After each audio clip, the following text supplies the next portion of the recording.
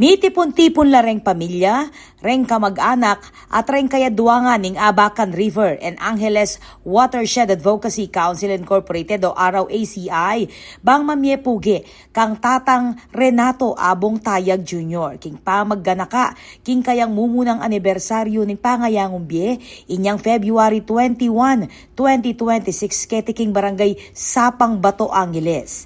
Itayag ing founding chairman at president ning Araw ACI at kikilalanang manimunang manyulong king pamanyese at rehabilitasyon ning Sapang Bato Watershed. Kilub ning makabang panahon, penimunana reng miyayaliwang inisyatiba ang pong takbang bang aprotektan niya ing natural a bandi at isulong ing kamalayan ning komunidad dikil king pamanyese king watershed. Agpang kareng opisyal ning organisasyon, kuan ng tayag, ingabang biyeng advokasya at legasiya at pamana. Emu para kareng Angelenyo, nune kareng hanggang opisyal, miyembro, pamilya, kayaduangan at komunidad, dareng katutubo ketiking barangay Sapang Bato. King Pepal Walaril, pepasyag lang mensahe ni na Araw ACI President Abe Tayag at Executive Director Mini Zamora Arceo. Ame nga kung isundu, ingawumpisang advokasya ng tayag para king kalikasan at kareng tutuking enerasyon.